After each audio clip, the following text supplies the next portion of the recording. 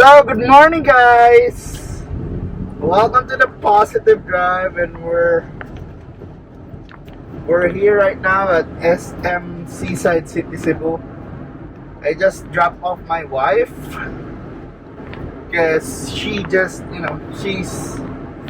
help in a vaccination program in the government here at SM Seaside City, Cebu. So I think they'll start at 8, around 8. And there are a lot of people already lining up. So vaccination is at full swing, and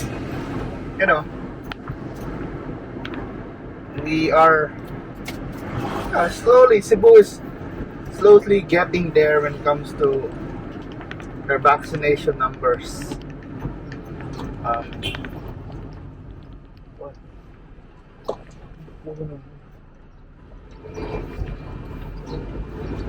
And we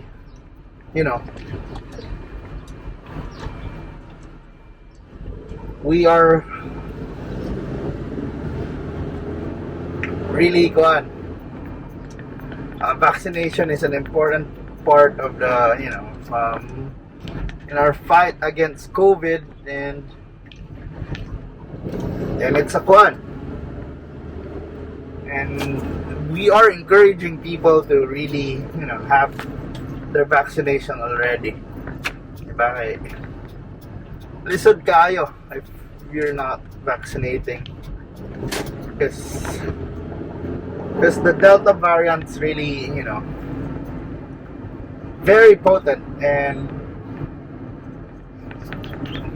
let me tell you that I just had my battle against COVID recently, and I was at the hospital like around 12 days. And it's not easy, guys. It's not easy.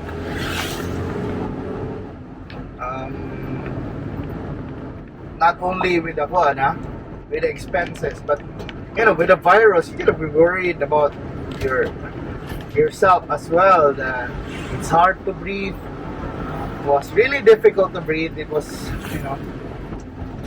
I had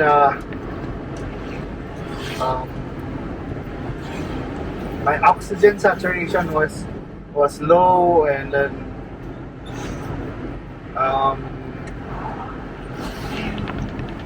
you drink a lot of medicine. You're dextrose ka. I was on oxygen, but not too much. At least my case wasn't too bad, but still. Last week there were so many people in the hospital, and I think this week there's more. So that's a kuan ba. Yesterday the Philippines had over 17,000 new cases. It's a record, and it's not something that we should be proud of. We have to help reduce these cases. Although they say most of the cases are asymptomatic, but still there are a lot of deaths happening. I see a lot of on Facebook. There's so many candle profile pics or dark profile pics, which is quite sad, by the way. So, by the way, we're here at the Bacalso and Bacalso. So it's the Cebu. This is the main highway, also going to the south before SRP was made. And today is a Saturday, by the way. So in the Cebu, there's more or less more than 300 new cases. Cebu province 400. I think the region has around over 1,000 new cases. We're one of the hot spots. So Cebu province had over 24 deaths yesterday, which is quite alarming also, because the death rate of the Cebu province is quite high. I mean, I don't know, probably I don't know. Some say there are many home deaths because they don't go to the hospital, or some probably have no access to hospitals, which is also really a problem sometimes, because most of the big hospitals are situated in the city, which is some towns are like 100 or 50 to 100 kilometers away from Cebu City. So that's also another challenge, but they have to look at the vaccination rates also. So by the way, on my journey, I was fully vaccinated, and I don't know how I got it, but my initial symptoms was like allergic rhinitis. I mean, or on those days I've been like really be prone to allergies. It's like I sneeze a lot, I cough a lot. I not really cough, sneeze more than sneeze, and my eyes were watery.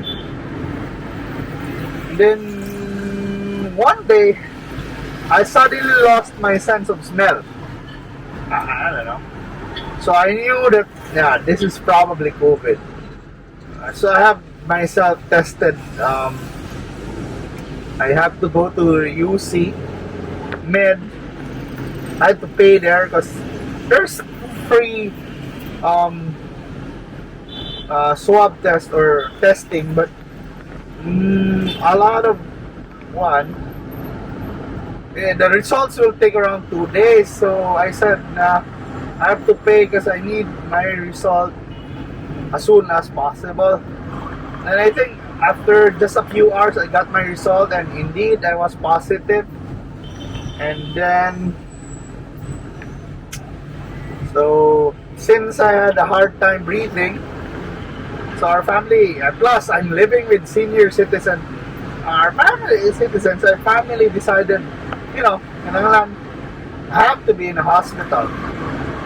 So I had a hard time sleeping then. I haven't slept like properly for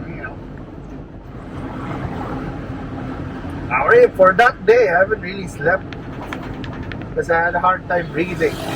So when I went to the hospital, I stayed in the ER first because there were no rooms. So at the ER, they checked everything. They took a lot of blood, give me some dextrose. Then they put me on oxygen, and I was like, my wife was still with me because we were still in the ER waiting for a room. And yes, they also found out that my sugar was so high at that time. It was like, wow, it was like 400. It was dangerous. I don't know why. Probably because I was compensating with sugar that day. So there I was. After one day, like the next day, there was a room available already. So I was transferred to a room, private room. And of course, should you ever have COVID and you want someone with you in the private room, that person, I think, will be swabbed. Plus, that person can't go out until you go out. So it's like, so it's like if you want to have a companion, that companion should come with you the whole time, and that's gonna be at least 10 days normally. So I was alone. I had a dextrose, and it was really hard when you wanna pee because you have to bring everything with you, like the dextrose, plus it has like a hanger, and then it's quite challenging. It was quite challenging. Plus, you have to, remove your shorts and, peeing and, pooing would be worse. But, but luckily, I managed to, okay, I managed to survive that thing.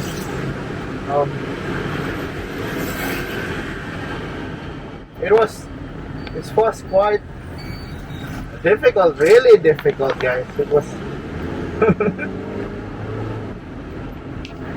But yeah, the good thing is, after a few days, I was off oxygen, and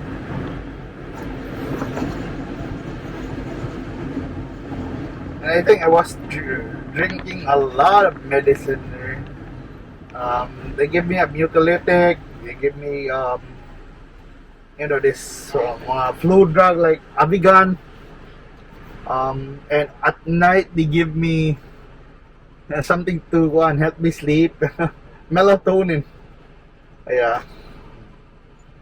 Also, I think those are the things I remember. I don't know the other steroids the names of the steroids that was injected to me. And also, I had like 3 times a day or 6 times a day, every meal, my blood sugar is checked.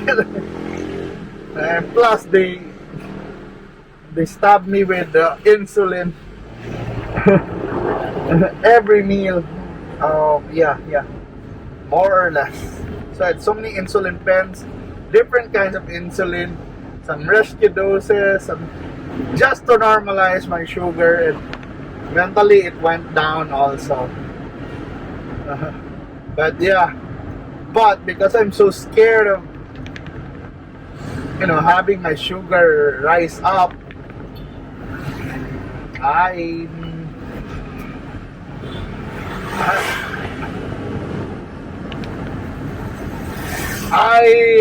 didn't eat rice or minimize my rice intake until now, by the way. So after a week, I was off. Well, less than a week, I think I was off my oxygen. Oh yeah. So, but I can't go out less than 10 days because that's like the IATF policy. Because if I'm gonna go out like on the 8th day, I'm gonna look for a hotel for isolation, which is gonna be difficult also at that time. So I stayed in the hospital. When it comes to bills, my billing was like over 100,000. Over around 150, but with the help of PhilHealth, yeah, you save like at least half, I think. So you have to, check out your PhilHealth, update it, so that you can, avail with, government support when it comes to, COVID. So we're now at the we're at the Mango Avenue now. So we passed by Mambaling and then Bacalso, then here. So yeah, so you have to check out your PhilHealth. I think PhilHealth can help. And I think PhilHealth is also offering now, I think, packages for home isolation, which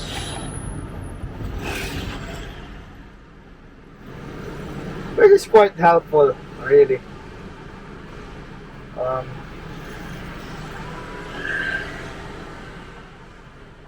Diba?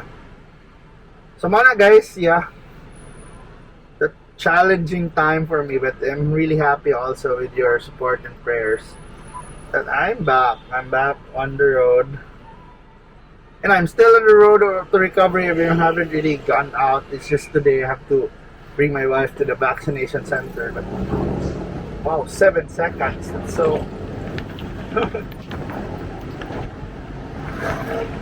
So yeah. So right now I'm still on insulin, but my doctor wanna check if after 2 weeks if I'm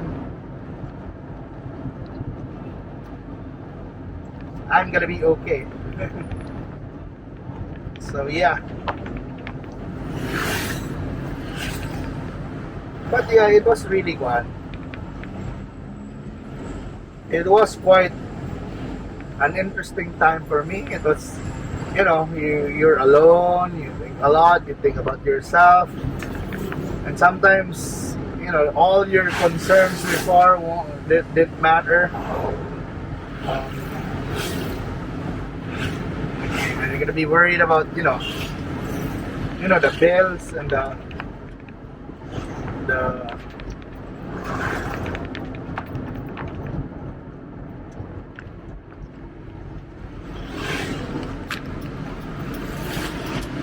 but yeah, at least we made it. We made it here.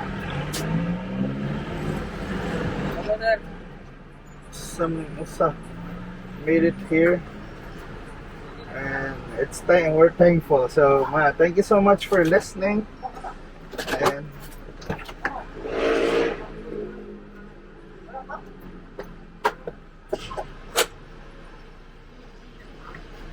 and I hope to see you in our next videos, guys. Bye bye bye.